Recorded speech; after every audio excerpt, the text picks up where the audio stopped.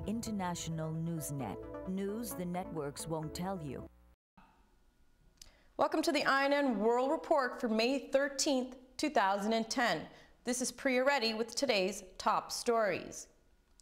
The cost of the Afghan war in February was $6.7 billion, with an additional $5.5 billion spent in Iraq. The cumulative cost of the two wars has surpassed $1 trillion.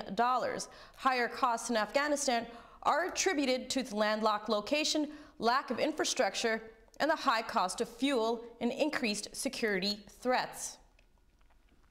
In Iraq, Major General Vincent Brooks says forces loyal to Shiite cleric Muqtada al-Sadr are rising again in the south and engaging in intimidation, extortion, and political violence as politicians in Baghdad continue to negotiate over forming a government.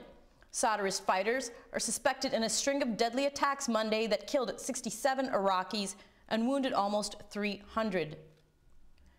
Britain's new Foreign Secretary William Hague has promised to see British law changed so Israeli officials will be immune from war crimes charges. He also promised to take a tough line against Iran's nuclear program, unlike previous Labour Party leader Nick Clegg. Hague had formerly praised Israel's 2009 invasion of the Gaza Strip.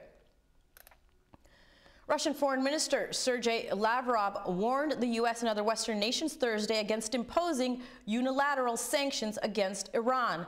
The Obama administration has been discouraging Western companies from doing business with Iran, but has not yet imposed direct sanctions. Moscow indicated it would support broader sanctions only if they didn't harm the Iranian people. In Bangkok, Major General Katia Sawasdipol, accused of leading a paramilitary force of Thailand's anti-government red shirt protesters, was shot in the head by government soldiers Thursday as he spoke with foreign reporters. The shooting followed a government warning that it would, quote, shoot terrorists in the latest effort to end the 2-month-long siege by thousands of red shirts. He is alive but in critical condition. Financial analyst David Rosenberg says gold could explode to $3,000 an ounce as confidence in the euro collapses. European investors dumped the ailing euro in exchange for gold. The breakdown of the euro follows speculation that the European Central Bank may be planning to print more money. After Greece, many people are wondering which European nation will be the next to experience a massive debt crisis. Britain is that country. The UK's public debt currently stands at 68% of the GDP, but will exceed 100% within the next 3 years. Since the UK is already one of the most highly taxed countries in the world, analysts say there isn't much room for raising more revenue. Greece's economic recovery will be rockier and more painful than anticipated, according to the International Monetary Fund, as recession in the debt-choked country deepens. The IMF's bleak assessment came on the eve of the IMF's first installment of a multi-million euro bailout. Greeks could face bankruptcy and further collapse again if reforms to improve productivity and the nation's low economic competitiveness are not quickly enacted.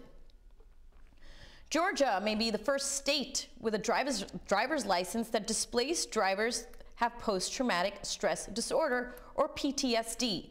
Advocates of the bill say that it may raise awareness of PTSD and require strictly voluntary participation. The proposed law could become effective July 1st. In international news, Spanish prosecutors are asking a judge to issue arrest warrants for 13 CIA agents involved in the 2004 extraordinary rendition of a German citizen.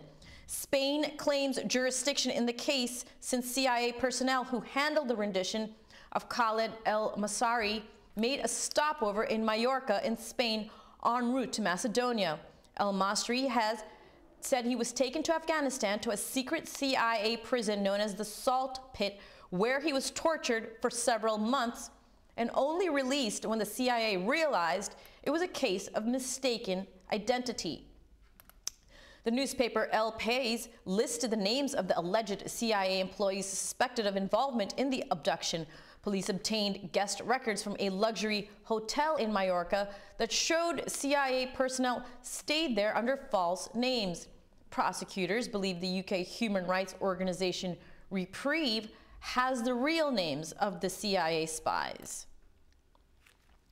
The U.S. Army is under fire for extending a $568 million contract in Iraq to KBR, a subsidiary of Halliburton.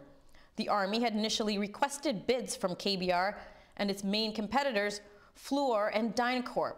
The Army says keeping the contract with KBR would save up to $77 million, even though the Justice Department had previously alleged that KBR fraudulently charged the government for $103 million for unauthorized security services in Iraq in 2007 and 2008. Senators Claire McCaskill and Scott Brown wrote Defense Secretary Robert Gates, said, quote, "We are particularly concerned about the Army's continued reliance on KBR in light of the Justice Department's decision to bring civil action against KBR for improper billing. Since 2001, KBR has been awarded $35.7 billion worth of government contracts." Investigative journalist Seymour Hersh says U.S. soldiers are effectively executing prisoners in Afghanistan. At the Global Investigative Journalism Conference in Geneva, Hersh stated, quote, "One of the great tragedies is that Mr. Obama is looking the other way because horrible things are happening to those we capture in Afghanistan," adding, "They're being executed on the battlefield. It's unbelievable stuff going on there that doesn't necessarily get reported." Hersh explained troops are told to make a determination within a day or two as to whether or not the prisoners they have are Taliban. Hersh said the troops were told if they cannot conclude that they're Taliban, they must turn them free. Hersh also explained what it means is battlefield executions are taking place, adding, "Even if we don't do it ourselves, we turn them over to Afghan troops, and by the time we walk 3 feet, bullets are flying." Barack Obama signaled Wednesday he may embrace a plan by Afghan President Hamid Karzai to reconcile with certain Taliban leaders in hopes of uniting the country and ending the war. Obama said Karzai, speaking at a White House news conference, downplayed grievances that had flared recently, straining the partnership between the two governments.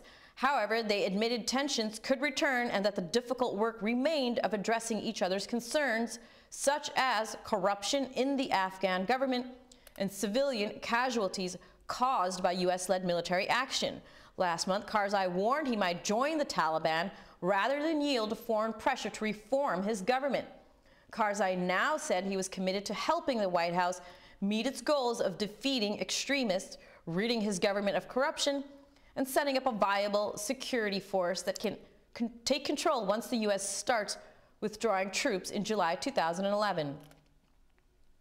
In national news, a congressional hearing was told Tuesday that BP was aware of equipment problems aboard the Deepwater Horizon rig only hours before the blowout spewed millions of gallons of oil into the Gulf of Mexico.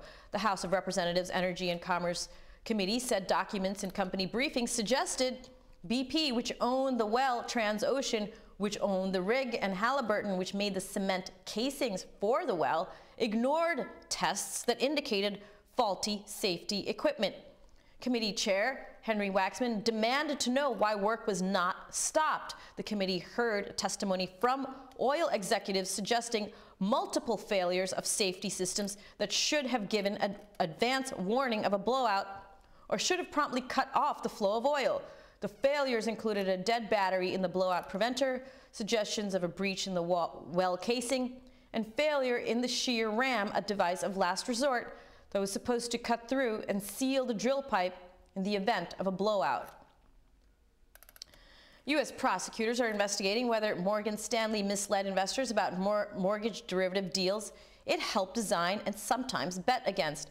Morgan Stanley arranged and marketed to investors pools of bond-related investments called collateralized debt obligations, or CDOs, and its trading desks sometimes placed bets their value would fall. Investigators are examining whether Morgan Stanley made proper representations about its roles. Among deals being scrutinized are 2 named after U.S. presidents, James Buchanan and Andrew Jackson. Morgan Stanley helped design the deals and bet against them, but didn't market them to clients. Traders called them the dead president's deals. Bringing criminal cases involving complex Wall Street deals is a huge challenge for prosecutors. The government must prove beyond a reasonable doubt that a firm or its employees knowingly misled investors. The government launches many criminal investigations that end without any charges being filed. Thank you, and join us tomorrow, May 14th, for more real news the networks won't tell you.